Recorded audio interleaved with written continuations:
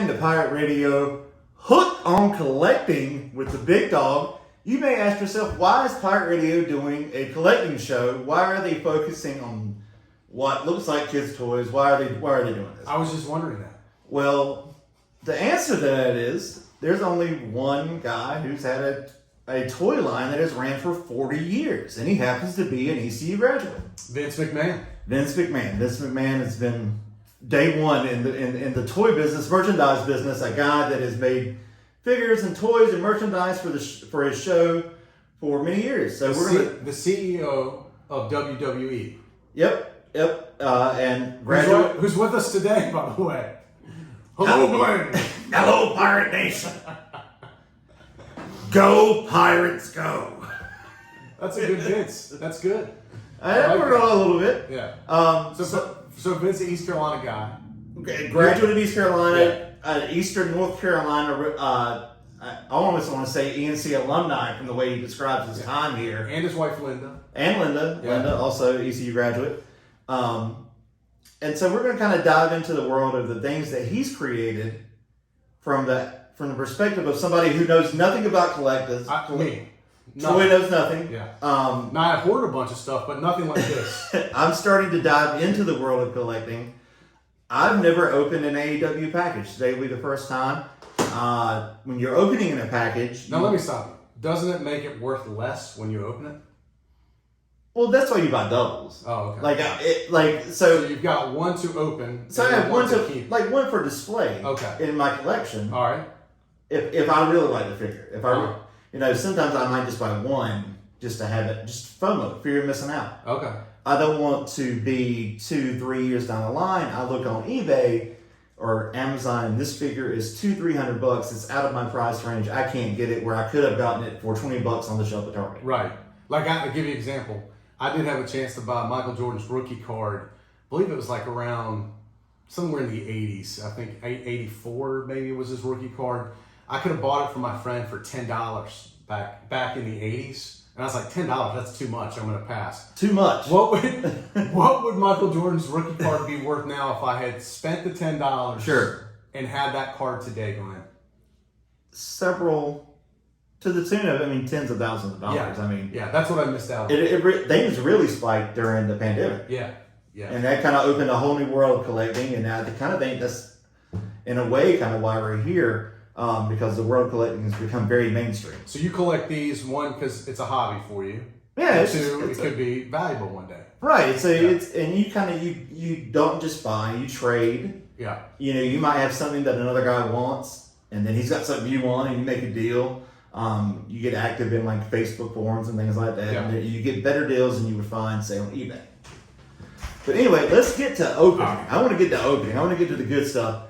Now, when you're opening a box, when you were a child, and I kind of I picked this point out today because I feel like Troy, when he was a kid, may have been rough on the toys. I'd just rip it open. I'd open the box and just, But I'm hesitant to do that because I feel that's not the right way to do it. Well, it's not the collector way. Right, correct. Like, if it was me, I would take, the thing to have handy is your Pirate Radio beer cap popper here, your bottle opener. Because then you can take and you can pop the tape on the sides and it makes it easier to open the figure. Or you can have a nice pair of scissors. Yeah. Now, the Ric Flair box there, it kind of opens like a shoebox.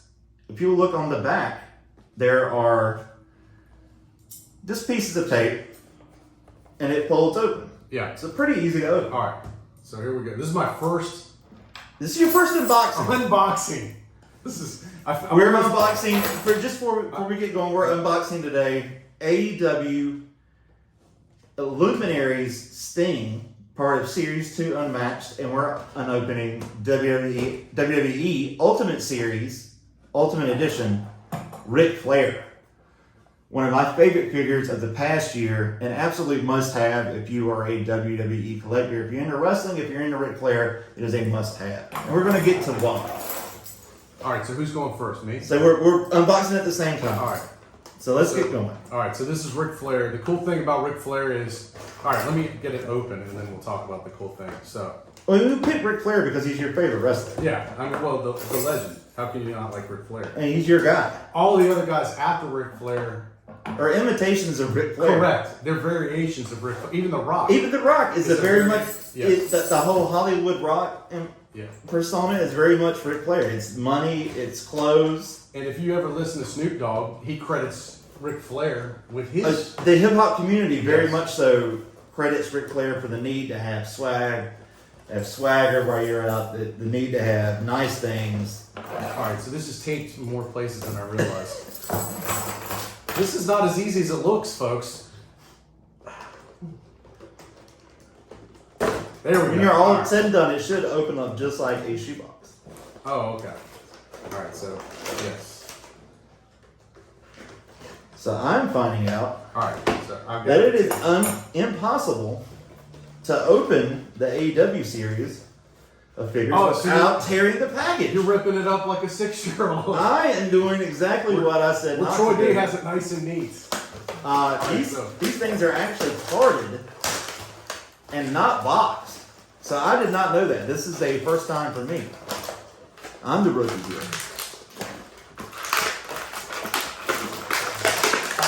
You gotta get out of the plastic. It's gonna make a lot of noise. Alright, so here's got Ric Flair out of the plastic, put him next to Vince up here. And with the Ultimate Series, you get a lot of extra stuff. Alright, so I'm gonna pull everything out.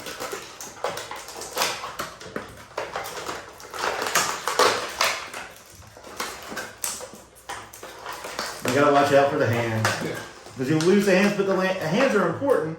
Because we'll touch on that in a minute. The very first thing you said when you saw the Ric Flair figure was, "Oh, it has the hands where you can do the." It wouldn't be Ric Flair if you couldn't do the 4. If you couldn't throw up the 4, it's not an Ultimate Edition. It's just a regular. And you can Flair. dress Ric Flair. Comes with his robe. You gotta have a trademark robe. Yeah. The robe is very important. So let's put Ric Flair's clothes on. I did not imagine this happening. This is crazy. Glenn, you're the one that does this all the time. You can't get it unpackaged. I did not see you robing the Ric Flair. That's cool. All right, let's see if I can get his arm in there. All right. So that figure has way more joints than a normal figure has. Yes. Boy, this guy's double jointed It's everywhere. it's very articulate. All right, there we go. You get yours open?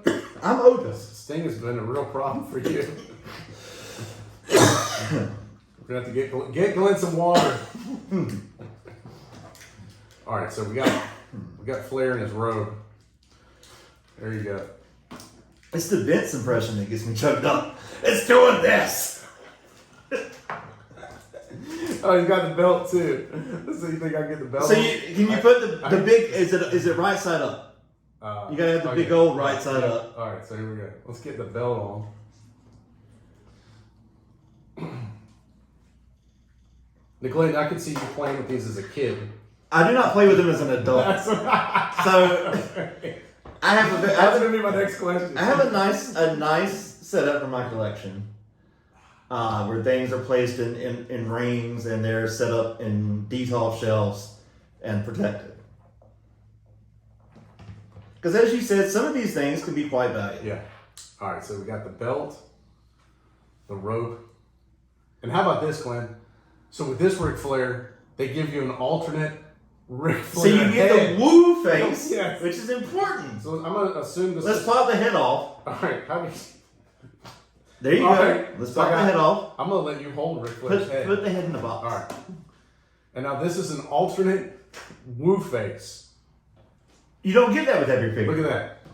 Oh shit, this belt came off. But so we have woo Ric Flair and alternate hands. Yes. This is a real value play right here for Ric Flair. Right. So I think that's the value in the Ultimate Series is because you get all these extra pieces. Well, let's see how hard they are to take off. It should be just like the head. You should be able to just pop it out. Right. And you should be able to put the forehand on.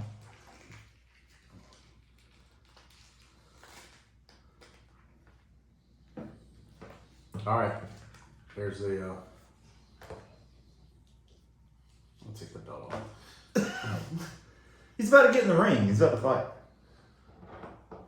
All right, he's got some other hands too. He's got the index finger. You gotta have a hand to point. Yeah. And it's a wrestling figure, so did he get fist? I'm gonna go double. He got C grips.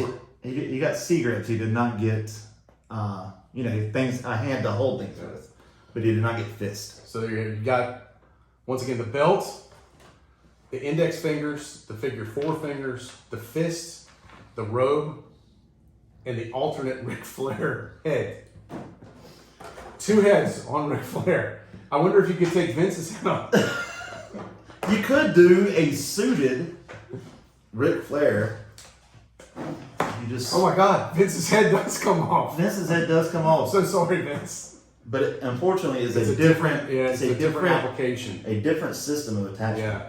Because otherwise, the engineering doesn't work right. You could have a suited Ric Flair, which, if I was going to make a deluxe edition of that figure, I would have to have a soft goods suit. Because I think styling and profiling is important with Flair. You got to have. See if I can get him balance. There we go. Oh. So that's a very modern figure. That's a top of the line modern figure. Yeah. Now I'm gonna bring some flashbacks for you, Troy. Some things you might remember from the world of collecting. What's that? Oh, we got more? So we have some things from the past. Do you remember this Ric Flair figure? My God. Do you remember that Ric Flair figure? I don't think so. What is that from? Do you remember that Hogan? So you do not remember the Hasbros at all? I guess that makes sense though, because this is like 89, 90. Yeah, I've been too old for that stuff. But you definitely remember things like these guys. God, dude, this kind of brings back some memories. These are called LJNs. Are these from the 70s? This is 80s? early 80s. Okay. This is mid to early 80s. Yeah, I do kind of remember these guys.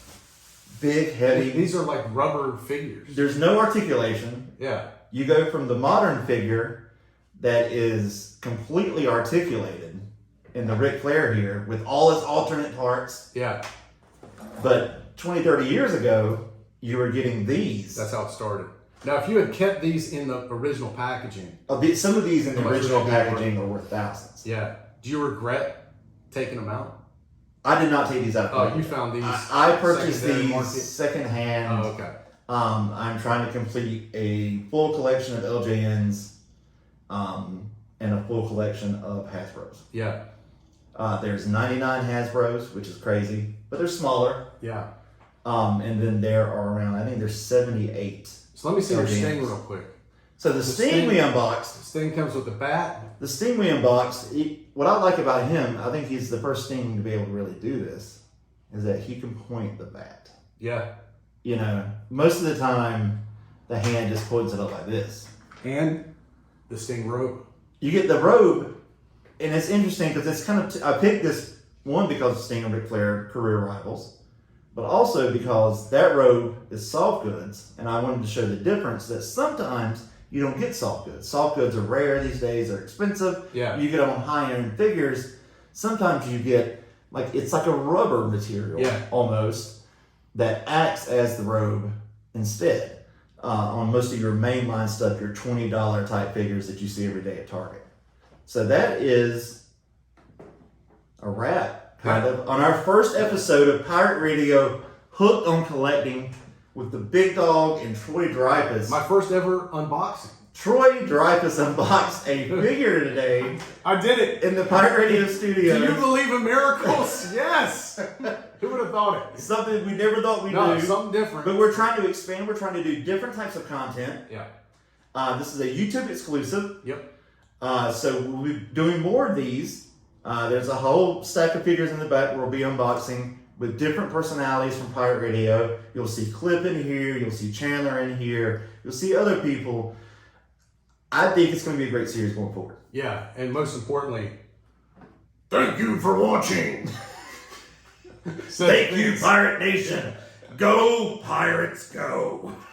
Everybody wants to sit back and quarterback armchair what I do. Hey, come do what I do every day and make the tough decisions I make. As Coach Houston And, you know, Coach Schwartz, any head coach, like with the stuff that goes on now with the portal and NIL stuff, it's not an easy job. So it's very tough, and you just got to be honest with people, and you got to make the best decision for the organization each and every day.